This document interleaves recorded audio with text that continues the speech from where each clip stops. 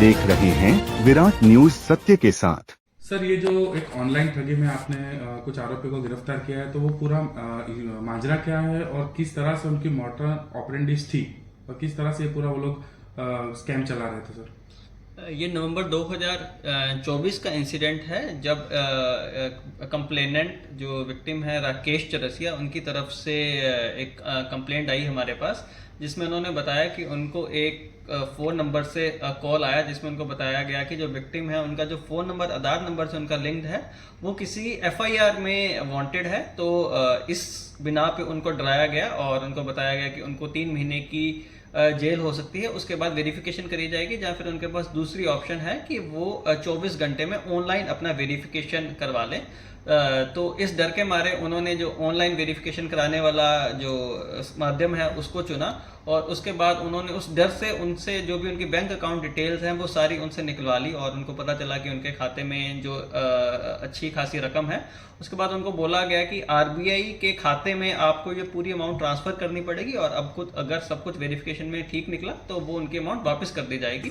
तो वो उस डर में उनसे ये उन्होंने 27 लाख 2 अलग अलग आरबीआई के नाम पे उन्होंने ट्रांसफर करवा ली, एक खाते में 20 लाख और एक खाते में 7 लाख। तो इस मामले में दिसंबर 2024 में एफआईआर दर्ज हुई थी। तो उसके बाद से हम लगातार इस केस की इन्वेस्टिगेशन कर रहे थे, जिसमें अभी हमें सक्सेस मिला है। अलग अलग हमारी पुलिस टीम्स ने अलग अलग राज्यों में रेड करी, राजस्थान, पंजाब, हरियाणा, गुजरात, मध्य प्रदेश, वेस्ट बंगाल। तो अभी तक इसमें कुल 7 आरोपी हम पकड़ पाए हैं, जिनकी पूछताछ से हमें पता चला कि ये लोग जो आम लोग हैं उनको पैसे का लालच देके कि आपके खाते में से जो भी ट्रांजैक्शन होगी उसका आपको 1% 2% कमीशन के नाम पे ये आम लोगों के खाते ले लेते हैं, और उन खातों में से फिर जो चीटेड मनी है उनको घुमाया जाता है, जिसको हम मनी लॉन्ड्रिंग भी बोल सकते हैं। अगर वो एक ही खाते में से पूरा पैसा करेंगे तो उनको पकड़ना काफ़ी इजी हो जाएगा, बट वो काफ़ी 50, 60, 100 खातों में से पूरी उस मनी, चीटेड मनी का राउट करते हैं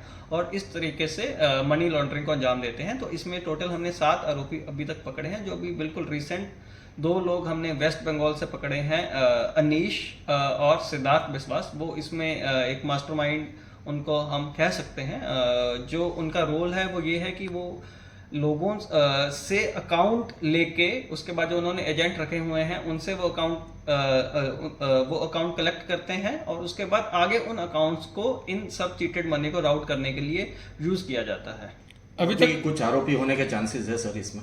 अभी इसमें काफ़ी आरोपी आगे भी और पकड़े जाएंगे, और हमारी उस चीज़ के लिए हमारी टीम्स ऑलरेडी, हमारा जो टेक्निकल सेल है, जो हमारी टीम्स हैं वो ऑलरेडी इसके ऊपर काम पे लगी हुई हैं। अभी तक कितने बंदों को इन लोग ने डिजिटल अरेस्ट और इस तरीके की ठगी का शिकार किया है? हाँ, इसमें भी मैं आपको बताना चाहूँगा कि जो ये साइबर अपराधी रहते हैं, एक जो MHA के अंडर एक I4C नाम की संस्था बनी हुई है, Indian cyber crime coordination centre, तो हम उसके साथ डाटा शेयर कर रहे हैं। जो भी हमें इन लोगों से फ़ोन मिले हैं, वो फ़ोन नंबर, वो IMEI नंबर, वो सारा डाटा हम I4C के साथ शेयर कर रहे हैं, जिससे हमें पता चलेगा कि पूरे इंडिया में इन लोगों ने कितने लोगों के साथ ठगी करी है। बट ये लोगों का जैसे जो ये 2 मेन लोग हैं, ये इंदौर पुलिस का भी एक केस है जिसमें ये वांटेड है, तो भी हम इंदौर पुलिस को भी इन्फॉर्म कर रहे हैं, तो वो भी इन लोगों को रिमांड पे लेके जाएंगे।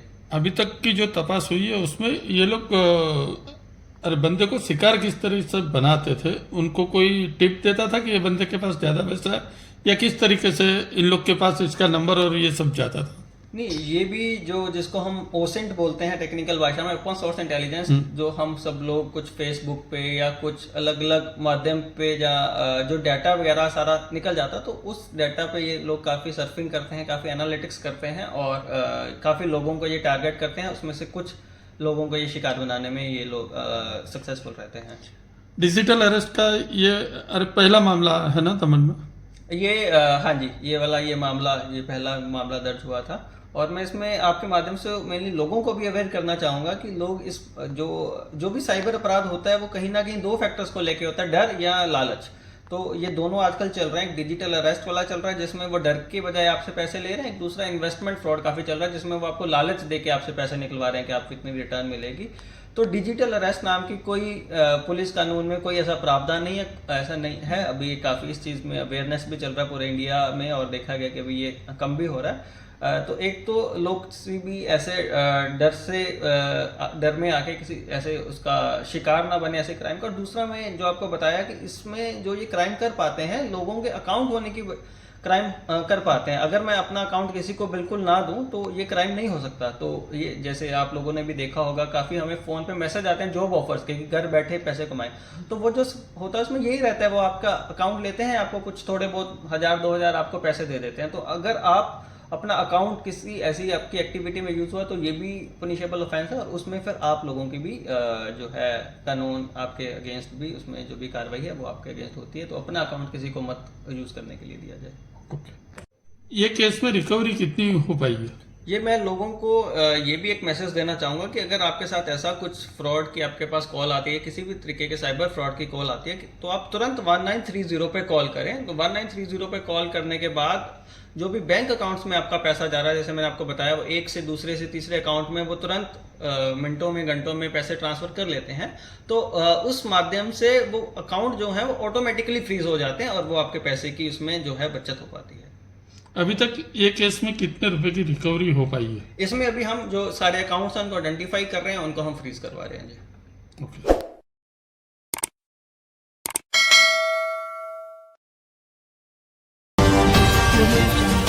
आप देख रहे हैं विराट न्यूज सत्य के साथ।